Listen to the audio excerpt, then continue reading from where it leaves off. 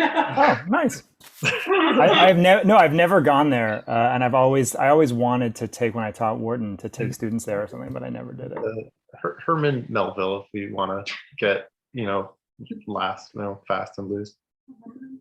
Talmud somewhere, I don't know where, somewhere in the vicinity. Didn't Philip Roth have a house out there? Yeah, Closer to like more Connecticut-y. in the we're really establishing our authority. Also, should we start? Josh should explain the slime. I've already invoked it. I should be slimed for having already mentioned. Wait, what's the slime? Oh, the slime. This is fun. I'm slowly forgetting that people. Did you have You Can't Do That on Television as children? That's like, as a Canadian, that's something that I'm never sure that people know about. Well, yeah, no, Menachem. Yeah, you had that and Shreddies. It's very weird that I think we have to wait a little longer, but then we'll start. Wait, so Maya and Sabrina, do you know You Can't Do That on Television? Do you know what that is? I don't. It sounds vaguely familiar, but I don't remember ever watching it. It's familiar to me. Like, I get the gist. Maybe we get All We Need to Know from the title. It might be one of those, or maybe I do know about it. I don't know. It was a Canadian teens or children's show that Alanis Morissette was on. He was. I had forgotten that. Canadians are proud of. I was like, wow, minute 3, and we've got the Canadian pride with Alanis Morissette. With Shania Twain on it too. Was she slimed? I'm sure on YouTube you can find that. Instead of talking about Jewish literature, we could just watch clips of Alanis Morissette slime. You know what? Maybe that answers the question. Mm-hmm. Okay, so we're going to start. Hi, everyone. Welcome to this event, which I'm so glad to be in the position of sort of moderating. I'm Josh Lambert. I am a professor at Wellesley College. I write about Jewish literature. I love Jewish currents, and I'm so glad that I was invited to be part of this. I will say that this is a panel that's called What is Wrong with Jewish Literature? Thank you to everyone at Jewish Currents for setting it up. And I'm going to introduce very, very briefly our panelists, and then we're going to have a very informal, wide-ranging conversation that will involve critiquing something, complaining about something, because we're talking about Jewish literature, and I think it'll be great. So just quickly, the 3 panelists that we have are Maya Ip, who is a 2020-21 teaching fellow in fiction at Columbia University, a contributing editor at Jewish Currents, and the co-director of the New Jewish Culture Fellowship. Menachem Kaiser, who's the author of the absolutely amazing memoir Plunder, which came out very recently, I think. And Sabrina Ora-Mark, who is a poet and story writer, and many other things, whose book Happily, which is a collection of essays on fairy tales and motherhood, which began as a monthly column in the Paris Review, is coming out in the near future from Random House. And they're all people who, I guess, responded to Jewish Currents asking us to talk about what's wrong with Jewish literature. And I'll say the framing of the panel is a strange one. Part of the way that I feel it's strange is that there's a lot of things to complain about at this moment, or to be concerned about, to critique. Jewish literature maybe doesn't seem like the top of that pile at this moment. And in addition to that, right, the question of, like, what the stakes are of criticizing Jewish literature might seem different to a lot of different people. Let's just start there. How does it? I want to ask the rest of the panelists. When you got the question to participate in a panel called "What's Wrong with Jewish Literature," where did you go? Like, what's the first thing you think of? What comes to mind under that title that made you think this is a conversation you want to have? Do any of you feel like something jumps to mind? Yep, go. I'll say that thanks, Josh, and thanks, Jewish Currents. I'll say that a couple of years ago, I wandered into a room as part of like some big day-long arts event at a JCC or something like this, and there was a panel being convened called something like, I think it was called like The Death of Jewish American Literature or something like that. And an all-male white panel, was there talking about why Jewish American literature is dead. And I think basically the gist of that conversation was that Jewish American literature is dead because Philip Roth had just died. And also that, Jews aren't literate anymore. And there was like a lot of hand-wringing about like Jewish literacy. And honestly, I mean, I found it filled me with rage, and it felt like the kind of thing that felt so out of touch with what's actually exciting about what's happening in Jewish literature. So to me, it was a funny ask. When I saw, this panel, I was like, okay, I do have complaints. I mean, we all have complaints, okay? But like, and I do have criticisms to make. But I think that, yeah, that framing is one that for me provoked a kind of, well, that's something actually, I don't want to just see another version of that discussion. And so that felt like, well, I could jump in with something to say. I had maybe the opposite response, but a complimentary response, because I was actually, I don't consider myself an authority. So it was actually really nice to see Josh Lambert as the panel, because he's the authority and will have to take part of the brunt of the criticism about the panel as a whole. So I'm very happy to do it next to him. But also, yeah, I was like, Jewish literature, I don't make any claims about what is good and what's not good, nor having read all that much like within like this so-called genre. But yeah, complaining about Jewish literature seems like the point of Jewish literature in a grander sense. And like sort of figuring out what is wrong with it seems to be, to me, like at the very least, an interesting exercise, if not a worthwhile one. Yeah, I think when I hear the phrase like, what is wrong with blank, I just start thinking about all the things that I love about what is wrong with the thing. And for me, when I think about Jewish literature, and I think, Josh, you may have brought this up in the thread, but I begin really in many ways in terms of Jewish American literature, like I always think of Gertrude Stein, and I always think of this idea of, everything being in exile and exile being where everything belongs. And this like idea of like wandering, but in terms of asking questions and in terms of sort of like the suspension of disbelief and kind of living in that space and just like being comfortable in that space and letting that space like bloom and kind of swell. And so the questions give way to more questions and give way to more questions. And so like I just ignored what is wrong and just thought about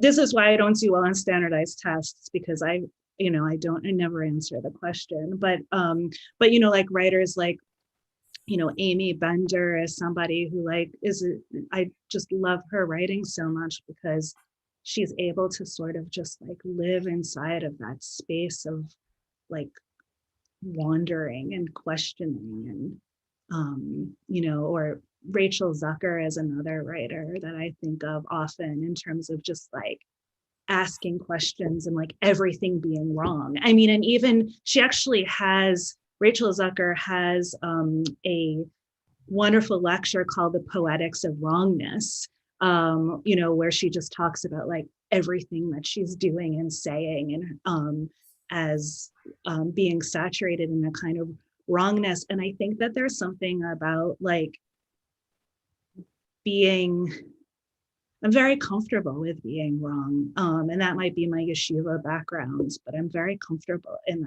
that space. Mm-hmm. Yeah.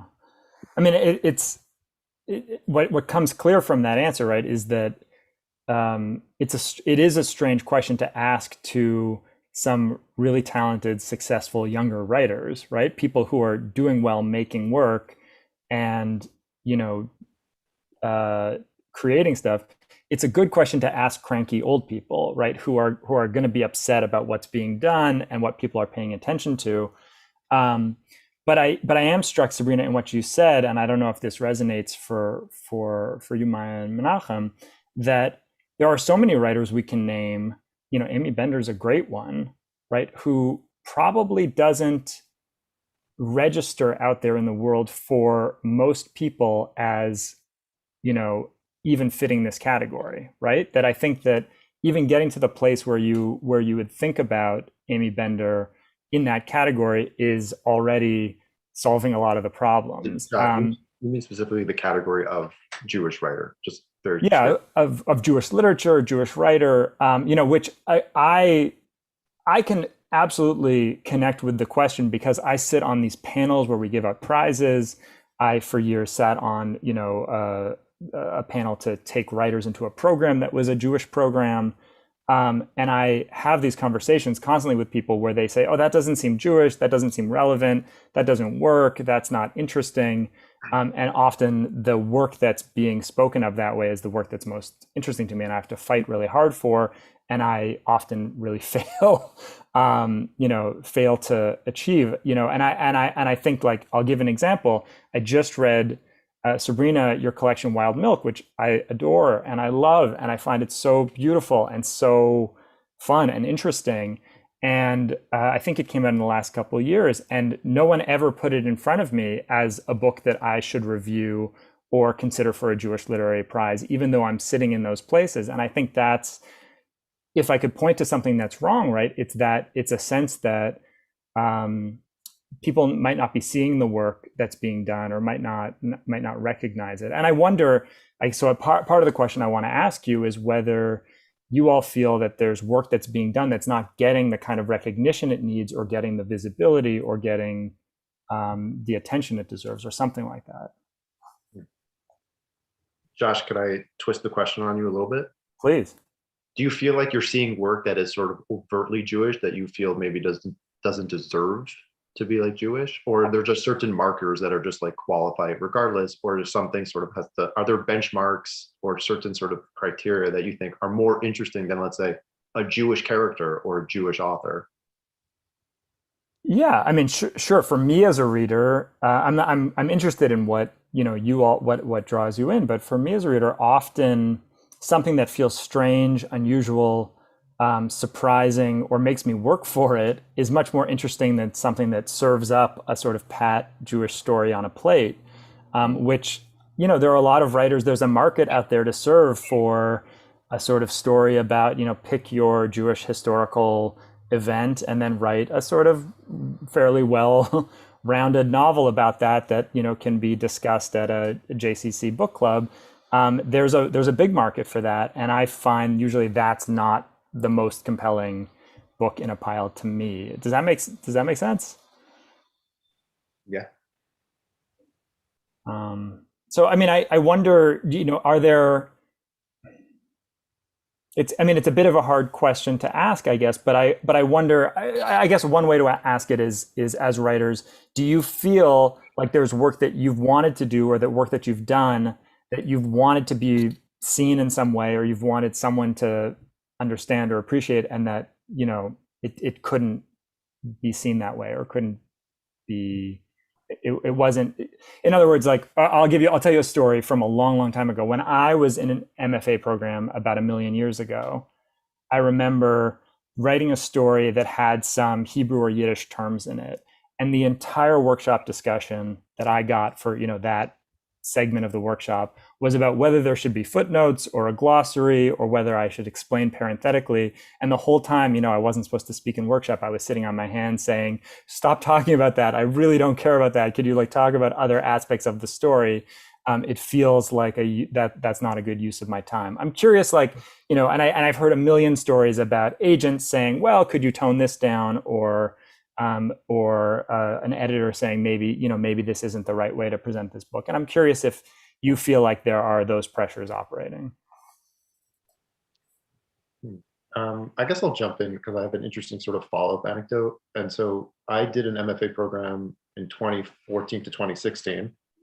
And so, and I wrote on my thesis was a novel with a lot of Yiddish in it, like a great deal of Yiddish in it. And sort of the reaction was, I didn't have that reaction actually at all. There was sort of like, hey, maybe this will alienate some readers, but not even necessarily to its detriment. And I think there are a lot of things that I think certain writers that like Junot Diaz became very popular, and sort of an embrace of their own cultural and language, even to the point where, let's say, native English speakers don't necessarily understand every word, but could still take quite a bit from context, gave me a lot of space to do that kind of work. Yeah, I mean, it's a question.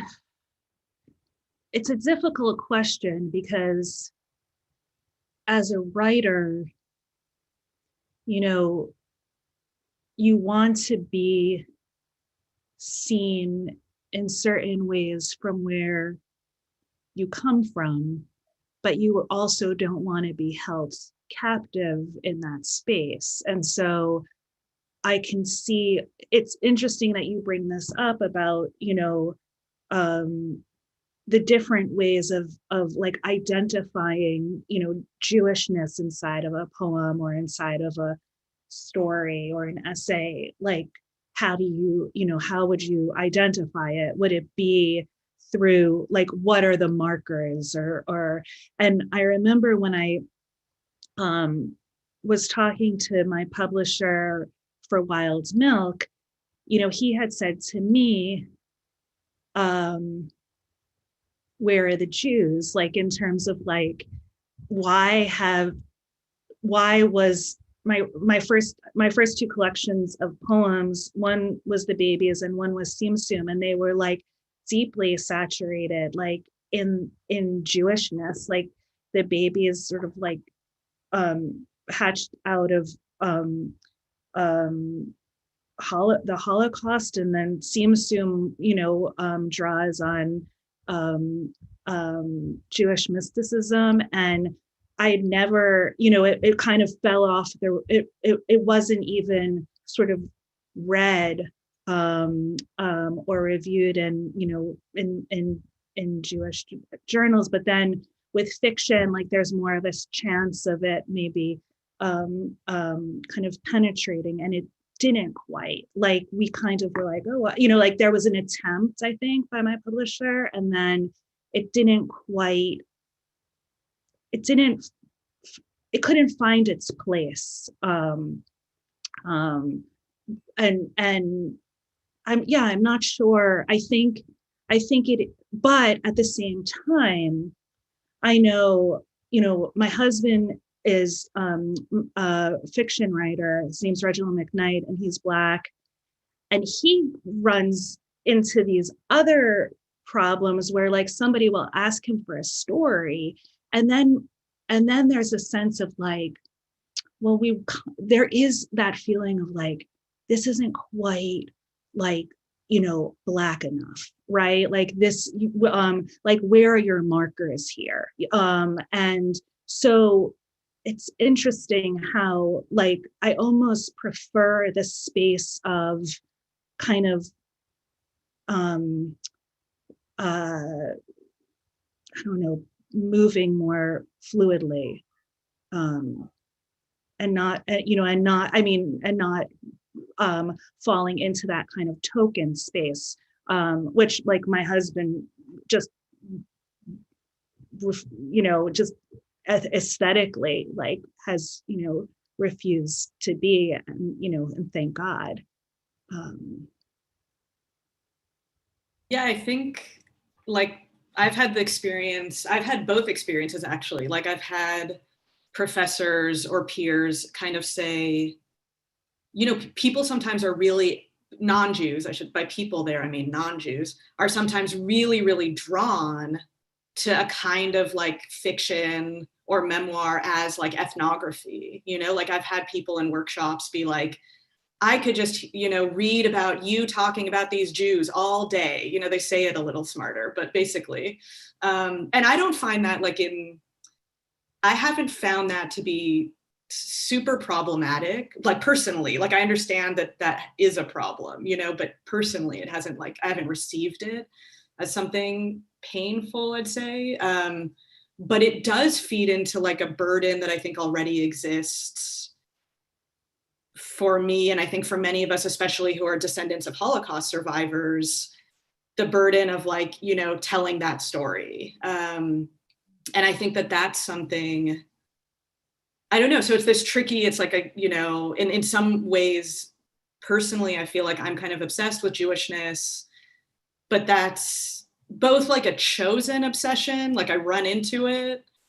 But also it's something that sometimes I find myself really longing to not write about, of course. Like, and at the same time, I've written pieces that don't have any kind of visible markers of Jewishness besides maybe the characters' names are like Sarah and Rachel. But again, that could, not be the case. And I feel sometimes a strangeness around that. Like, am I trying, to pass or something? Like, is there a strange, it's something I'm aware of, I'll say. But again, that's so personal. Like, I just think so much of this is also so personal. It's so much about your individual relationship to like what this identity means. Obviously, for many, many writers and artists, these questions just would never even occur to them. They don't care. It's not interesting,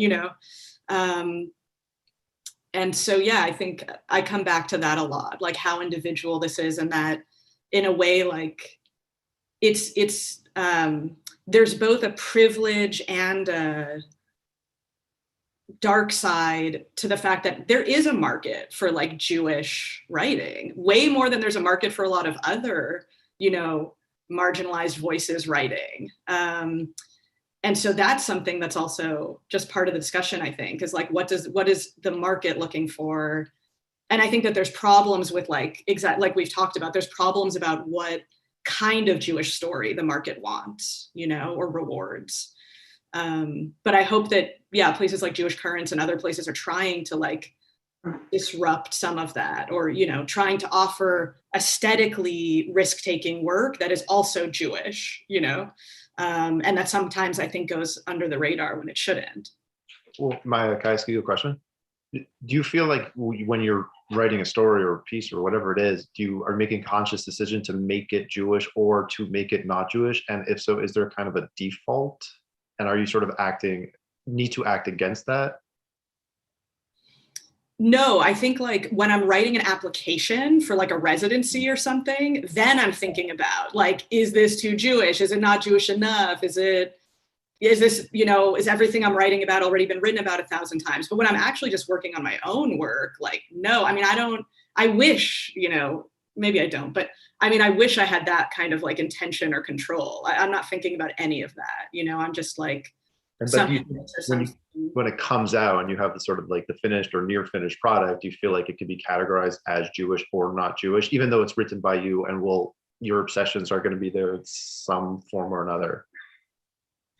Well, I think that's one of the interesting questions. Like, I also just read Sabrina's book, Wild Milk, and also think it's absolutely fantastic. And part of what was so interesting to me reading it is like the way that I was reading it, also in the context of thinking about this panel and thinking about like Sabrina, knowing, a little bit about her background, but how much Jewishness there is in it to me, even when it isn't explicitly Jewish. But just to say, by the way, there is so much in the book that's explicitly Jewish that I can't believe it didn't show up, on award lists and these kinds of things. Like, that is really surprising to me. And I wonder, if that is just a question of like, that it's more, I don't know, experimental or risk-taking or whatever aesthetically. But it's so Jewish. So part of me also, I have that same question, like, how did it not show up in those spaces, And I can probably speak to that, not take responsibility for it, maybe take responsibility for it, more than anyone, because I'll tell you that as much as I wish it weren't the case, even with very smart, very committed readers, sometimes the conversation really is just about saying like, well, they won't say it like this, but it's just not reporting sociologically on the experience of Jewish people, right? And I think that anything that goes towards surrealism, abstraction, it's part of the reason that poetry in general has such trouble, because poetry in general just doesn't like report sociological detail in a direct way. And I think that some readers really struggle and will ask and ask and ask. And I've been on a million panels where people will ask over and over again, is this, it doesn't really feel, it's not Jewish enough. It doesn't really feel like it. And I can point to specific books that that have gotten that kind of feedback, and that I've heard that from people. Like, do you guys know Idra Novi's novel Ways to Disappear, which is a lovely, wonderful, super admirable novel that's kind of about a woman who's a translator going to South America to find the author of the stories that she translates. And it's certainly it's modeled on the life, or in some way on the life and the stories, of Clarice Lispector. It's connected to this whole sort of Jewish environment in Latin America. And yet people that I know, and not unintelligent people, read it and said, I just don't see what's there. I don't see that there's anything Jewish there. And it feels a little weird at that point to be like, well, to walk them through, as I feel like I could walk someone through Wild Milk and say, look, here and here and here and here, but it feels weird to have to do that for someone. And that is tricky and weird and uncomfortable. Josh, but like Talkless, you're, correct me if I'm wrong, you're like on the Sammy Rohr committee, right? Yes, correct. But like you guys have to have some sort of working definition, right? There's some metric or something that is getting applied or not getting applied, and like what is it? Because it's completely opaque to a lot of us. Well, so I will say, just for the benefit of anyone listening, if you don't know what the Sammy Rohr Prize is, Sammy Rohr Prize is a prize given out every 2 years. It's a $100,000 prize for Jewish literature. It's given for nonfiction and fiction in alternating years. So I judge on the fiction prize. And the answer to your question, Menachem, is absolutely there is no definition. That it is, that's the conversation. That's to the degree that there's fun of being on those panels, it's being on those panels with smart people where you try to work that out dynamically using the examples on the table. And it is often very contentious and frustrating and difficult. But are there like more, okay, I'm being extremely reductive for a second, but like, are there more quote unquote points awarded for like Jewishness? Or is there just sort of like, is it a criteria that has to be fulfilled? I think that, again, it ranges from, I've also served on the National Jewish Book Award for Fiction panel. I also serve on the Edward Louis Wallant Award prize. And it just sort of depends on the group of people you have there and what they're interested in and whether you can get them excited about this or that or the other thing. And, and those are people who are the most devoted lovers of literature, who volunteer to read 100 novels, to find one that they really like. It comes from a really loving place. But the question of how, could we even settle effectively that question, the four of us, of like what speaks to us, what do we agree on is meaningfully Jewish, that in a way that outstrips other things. It feels really hard to do. It's so interesting because I think, just to go back to Amy Bender for a second, like for me, Amy Bender, like so much comes out of the tradition of like, not only fairy tale, but like, I always kind of connect like Torah and fairy tale and parable and, and Kafka and this idea of, these Isaac Batsheva Singer, Shalom Aleichem, that there are these kinds of modes of storytelling, Jewish modes of storytelling that feel like completely saturated in like magical realism, like miracle, right? Like as a kid going to yeshiva, like my fairy tales were Torah, like those were my fairy tales. That's where like all the miracles happened. That's where like all the lessons happened. And so it's interesting that that the Jewishness of that, like like sort of starts almost like thinning out as you get to like, how do we point to this thing and say that it has a kind of like inherent Jewish value? Because to me, like um, and just Menachem, I was reading your book, and it's just so fascinating. And one of my favorite like writers on earth is the Polish writer Bruno Schulz.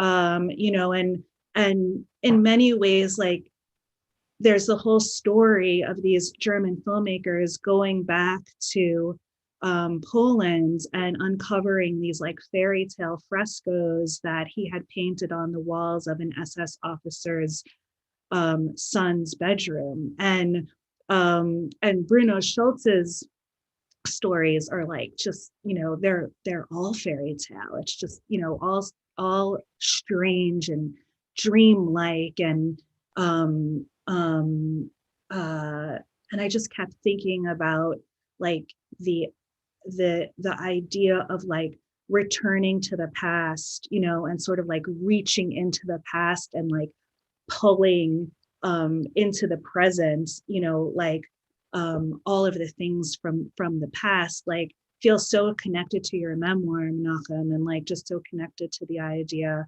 of sort of messing with time, you know, which is what so much of magical realism and dreamlike narratives depend on, is just like twisting a kind of temporality. So.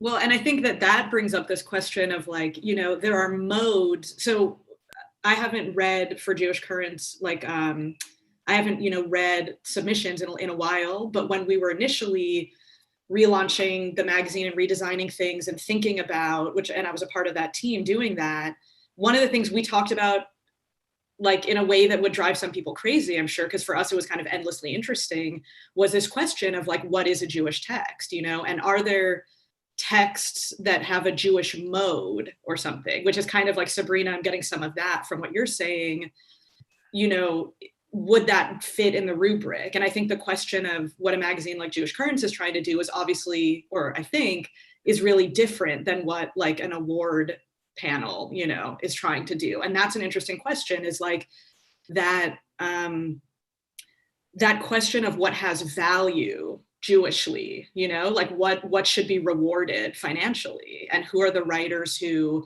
are doing the work that, even if you might think there are 10, you know, great works of Jewish fiction came out this year or whatever, who are the people who you really want to support financially to like keep doing the work that they're doing? And I think, yeah, it's a really interesting question. If we just look at that, it doesn't always paint a bleak picture. Like I think there's, you know, sometimes really amazing books win Jewish awards, but it also really does raise that question of like, well, you know, what is it? What's the value that's being assigned there? And is it this kind of chronicling of, you know, sociology? Is it a kind of continuity project, you know, about making sure these stories get told and so on and so forth? How much of it is about the outward facing, you know, narrative versus an inward, you know, speaking to other Jews versus speaking to non-Jewish audience, like all those questions.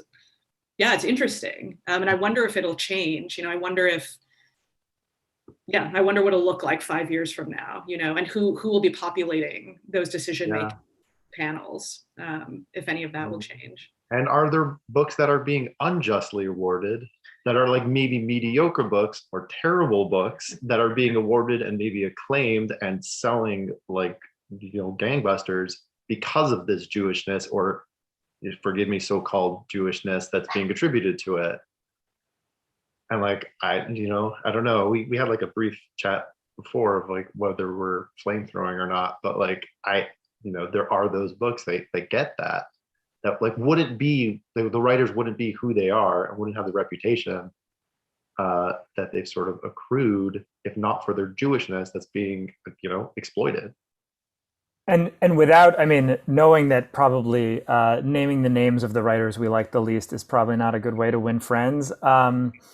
I wondered, but Maya and I just We know who they are. right, you know who you are, but I wonder if Sabrina did I think a marvelous job of describing a kind of way in which it makes sense to think of some texts as Jewish, right? And in a positive sense. I wonder, is it sayable to you? Like, can you say out loud the qualities of a pernicious, tokenized, sort of unhelpful Jewishness in literature that you see out there in the world, without necessarily naming someone, but just you're smart people. You can describe what that book feels like to you, and there are probably. Yeah. I can. Look, I feel I can do it in like my Arba Amos, like, like my little terrain, like my territory of like where I feel comfortable and where I feel like the way I was raised and with like the Jewish tradition I was raised in, and feel like when that's being exploited and being trafficked of sort of these tropes and these cliches to add a completely undeserved exoticness, or worse, to like build a world, why call it like crazy Jew land, where anything happens. And sort of like a lot of people read that thing and go like, wow, look at these crazy Jews doing these things. And it gets like a kind of a gravity and a moral weight that it does not deserve. And it gets read far more seriously. And like this happened in grad school quite a bit with certain writers, both published and unpublished, that I felt if it would happen with any other culture, they would be pilloried. I mean, it would just be, but the problem is it wasn't a sort of vocabulary and of like a familiarity with what exactly was being trod out for it to be criticized properly. Just to clarify, when you talk about your world, do you mean like from Jewishness, or do you mean something? Yeah, I'm not here making a claim that is like an authoritative mode. I'm just saying it's the one I'm familiar with, and it's the one I see being borrowed from the most. But Menachem, you're talking about people who didn't grow up with that experience trying to write it into their work, or also people? I don't know how they grew up. I don't know, I don't know what they studied or what books they read or what traditions they have. I read their work and I see things that are false, and I see them, but I see the vast majority of readers don't understand their falseness. And it's not about fiction. Everything can be made up, but it's how it gets attributed, how it gets read, and how it gets marketed. And so to me, I get like started very uneasy and like very dissatisfied and kind of honestly very sad. And like and that's not a thing. Like these were the headiest fights I had in grad school, when I sort of found myself in a position of defending like Jewish tradition, which is an uncomfortable position to be in grad school, because you're not read as coming from like a minority culture. And I don't, that's not necessarily like, I'm not necessarily comfortable with that designation either. But when I see like literature sort of writing out those cliches, then yeah, like it does. I get very defensive. Do you have, Sabrina, Maya, do you have your own sort of little territory in which you can have that sort of nails on a chalkboard of the things that are gotten wrong, or in that way? Oh, sure. I mean, I think that there's, it's complicated, because I also feel like, obviously we know this, like there's so many different kinds of Jewish experience. And so it's one of these tricky things where sometimes I feel like, sometimes the mythical one does feel like, I think I really know where this person is coming from, and I think it's wrong, like what Menachem is talking about, like that feeling where you're just like, there's something false being spoken here. Like it just, it feels, that there's something just missing or empty, or just it's getting it wrong. But I also think, and of course, like I have there's lots of moments like that where I'm reading something or seeing something. I mean, for me, it's often, I think that tends to come up around certain cliches, and especially, and when you're reading for a Jewish magazine and you're seeing, so you're just taking in a volume of contemporary Jewish writing. I mean, like you or Josh also, reading obviously for these awards and stuff, it becomes really clear, like you can't, I mean, you could literally just make a list, on the chalkboard. And it's like, okay, for every time, it could be like a fun drinking game, except it's a terrible, like you'd be wasted and you'd be really depressed. But it's like, for every time I see, let's just use as an example, barbed wire on the cover of a book, a Holocaust book or whatever, like not real barbed wire, just an image of barbed wire. An image of yes, a photograph of barbed wire, but so, or for every time, or then in the fiction, it's like for every time I see X narrative taking place, I mean, it really does start to feel like, but I also understand that part of why people are cycling through the same quandaries, like, let's look at, again, another personal essay about like a young Jewish woman dealing with her curly hair and feeling uncomfortable about it or something. Like, I understand, it's old news to me to read that for the 100th time. And I think for many of us, but I also understand that this continues to be an issue, like clearly that this continues to be an issue because, some young woman is like, still, it's brand new for them. You know what I mean? That the discovery around that and the like needing to deal with that specific thing or something. So I don't know, I'm trying to have a generous response, but yes, of course, like I, look at stuff and just think like something about it rings false or rings hollow or something, but maybe partly it really gets under my skin because it's like the neurosis of small differences. Is that the thing, the phrase, and this has come up, I remember, on a tent listeners, watchers, is this amazing program that used to exist. Does it still exist, Josh? Maybe in the future, like all other Jewish things, it might exist again.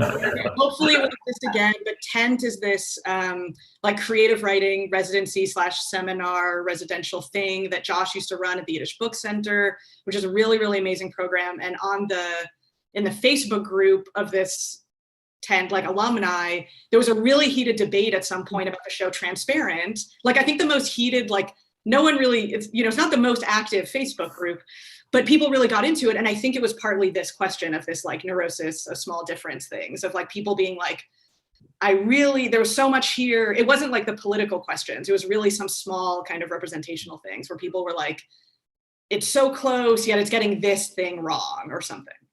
Huh.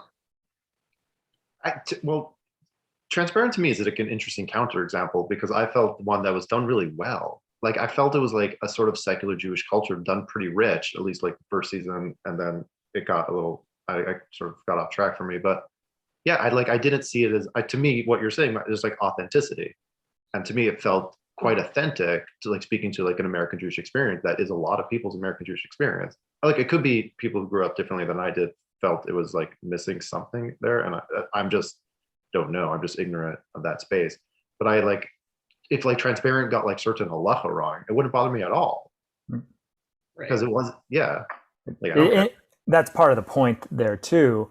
I mean, one thing that I wanted to say, as you were saying, Maya, you could make a list, right? Like, one of the things I would put at the top of my list, right, that I would easily ban if I had the power to ban, personally, although I don't think, don't listen to me because other prize judges like this and other critics like this, I would ban a book that's structured with one historical narrative, one contemporary narrative, and then an object, a MacGuffin that connects the historical narrative to the contemporary narrative.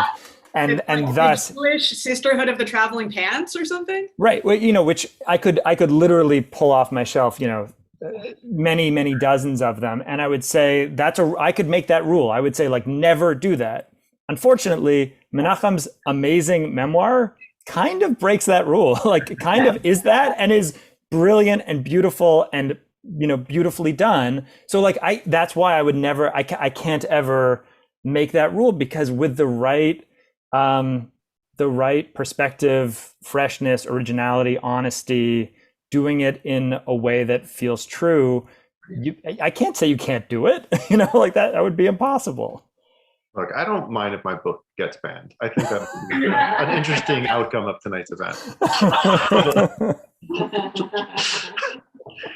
I mean, I'm having a really difficult time answering this question because I'm scanning my brain with its messy files, and I've been learning like more and more that I and maybe this goes back to like this question of wrongness. Like I do see, I have learned to sort of like ignore the hollow places. And then whenever I read, and I think my students sometimes just get frustrated with me about this, but like, there's always like something salvageable and important for me in like every line. I always feel that way. And this doesn't answer any question about like, well, I guess this does answer the question of like what belongs here and what belongs there. Like, I mean, eventually doesn't everything sort of like shift around, and like does the air, like right when we kind of least expect it. And I think that there's sort of like a place and a time for everything, and sometimes like those things will start like bottlenecking and vie for attention for some reason. And there's something to me maybe like interesting about this question of like maybe like why there is like the necessity to like kind of have so many stories that sort of maybe follow that particular arc, Josh, that you're talking about, and that there's something in like the collective consciousness of that that has value, I mean, and this doesn't answer any questions about like who should get what prize. I mean, my feeling is I don't know. I mean, and also I'm in a different, I don't read, I don't think like I have access to the manuscripts and the books in the way that you guys have access to it. So I think I can imagine after a while, like there is that frustration.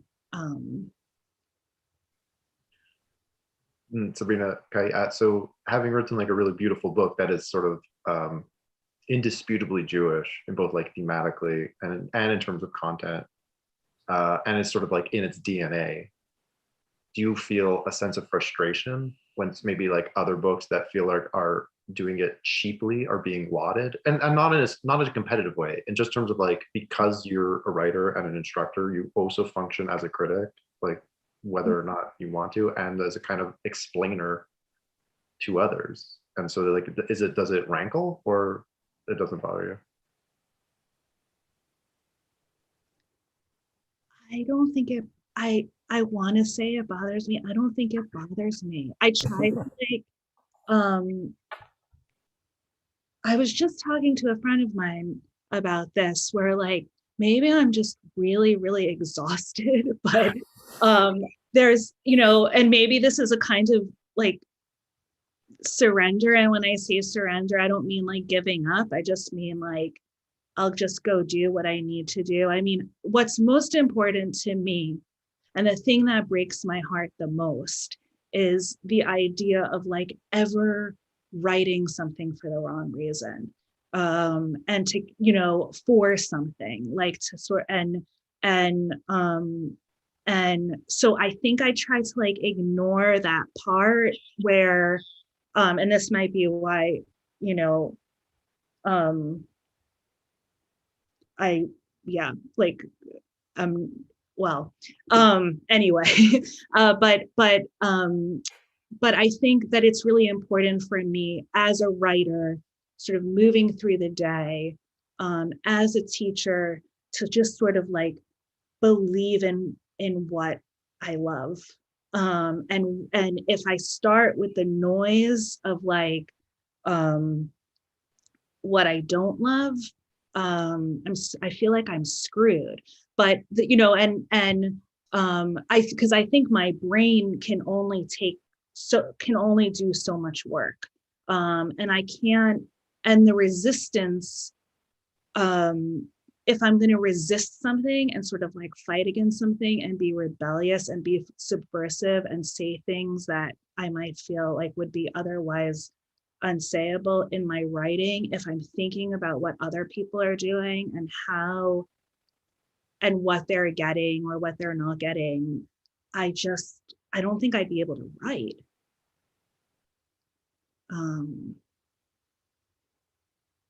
So what about, yeah. What you're saying makes me want to say is that, maybe it helps to shift the location of the question, right? That to my mind, it seems, in my perspective, there are a lot of writers out there doing great work, working hard, creating work. And if there's anything that, given this conversation, I would complain about, it's really anyone out there who sees Jewishness in such a narrow way, or in such a, who feels fulfilled by a kind of Jewish tokenism, or who wants stereotypical representations. I feel not necessarily mad at that person, but a little sad for that person, because I'd love to see them understanding this formation that matters a lot to me, which is Jewishness, in its complexity and strangeness and difficult in its fluidity, however you want to describe it, as something that you couldn't so easily pin down. And I think that it's really not a tragedy that work is out there pleasing people, and that some people need that and they're getting what they need. But it does feel like not the state of affairs that I want to. I want to work in tension against that. I want to work against that to try to bring people to work that I think has that respect for maybe what Jewishness can be. Well, and I think the work that all of us are talking about and are excited about is work that has like real vitality in it. It's like, it's creative. It's, Martin Buber says something like, religion is true as long as it's creative, something like this. And I think, something like that, like there's something about, I think what's exciting to us, the reason, like, inherent in, it's not just being interested in being challenged or, by new forms or by more difficult forms or something. I think it's that there's something really alive in that. And I imagine that all of us also identify something that we value in our Jewishness as it being something alive, and something, I don't know. I think like that just strikes me as being an important thing that, and I just want to say too, I feel like part of this conversation, we're talking about literature, but I think a transcript of this conversation with certain words replaced could be the same conversations that lots of like shul boards or whatever, or JCCs or like all kinds of Jewish organizations are having right now, right? Of thinking about like or I hope that they're having, thinking about how can we represent the like diversity, that's within our community and communities. But also how do we like look towards newness, and how do we value risk taking instead of just kind of like, I don't know, holding on, to the same old modes, recognizing that that's also what some people want and need. And so there is that tension. So I don't know. I mean, that's why it's a good thing that there's too many Jewish media outlets, one could say. I mean, I would never say that, but,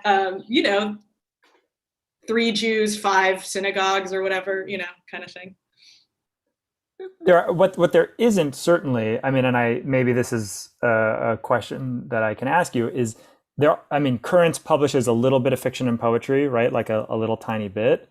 Yeah. Are there publications out there that are Jewish, like fully Jewish, that you feel like you'd be honored to publish in, that your work would be well represented in, that you'd be excited about? Is that a thing? I mean, I'm asking all of you, a thing that you feel exists in abundance? Definitely not in abundance, as far as I know. I think we're all sitting here scratching our heads thinking. Like Kafka did publish in Jewish magazines, like there were Jewish magazines that were like exciting for him to get his work into. And Jewish Currents, I think, is really, especially the poetry program as run by Claire Schwartz, as edited by Claire Schwartz, has, I think, been super exciting, like especially during the pandemic, in the last year, has actually done really amazing things around also putting poets in conversation with each other who wouldn't necessarily be poets both Jewish and not, but who are doing work that fits under the rubric of like texts that make it into Jewish currents because they're Jewish in some way, or they speak to a Jewish questions. And so I think Claire's doing a great job with poetry. Currents is just still figuring out its kind of path with fiction, which hopefully will happen soon. But I will say, Josh, so, my book came out not that long ago, and I, got reviewed in a whole bunch of places. And a lot of the really interesting reviews happened in really Jewish places because they were able to sort of have a message that wouldn't fly otherwise. And sort of like, even like bringing in like questions of like faith or like, or questions that are maybe a little bit inside of baseball. I was like, and some of them were kind of places I hadn't heard of. And like, I wouldn't jump on and say like, oh, I would be honored to have my pieces published with these particular publications, but they're clearly serving a need, and even like a critical need, in terms of criticism, not in terms of otherwise we'll die.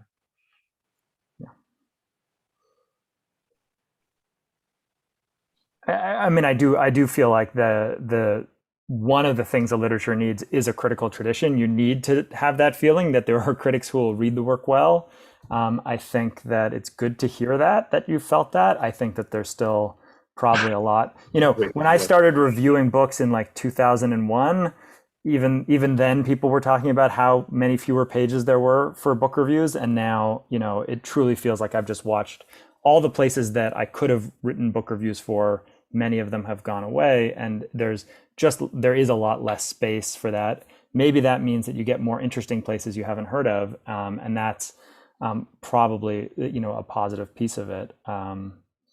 Yeah, I think that I'm not sure we did it. I don't know how that this is a question that we could really fully answer. I'm glad we talked as little as we did about Philip Roth. I think that we can pat ourselves on the back for. And a lot of the questions that came up in the Q&A are honestly the questions that come up every time I do an event like this, which are like, what is Jewish literature? Can you define it? Can you say something about it? And I think that the resistance that this conversation has to settling that question is probably a productive one and a useful one. I think that the thing that's so intense about this is I think this is it raises really intense emotions. Like, we care so much about this work and about how it gets received, and yet it really is hard to get to a place where we can say either that thing that's happening is horrible or this needs to happen more. But I will say that there need to be more readers for the kind of work that you're all doing. There need to be more publications that can throw lots of money at you and support at you and get your work in front of tons of interested readers. That there needs to be more of, and that's part of the reason why I think what Jewish Currents is doing is really important, is that they're really trying to create that venue and make it happen. And I think that that's something to feel at least a little bit optimistic about at this moment. Do you want to say anything else by way of closing?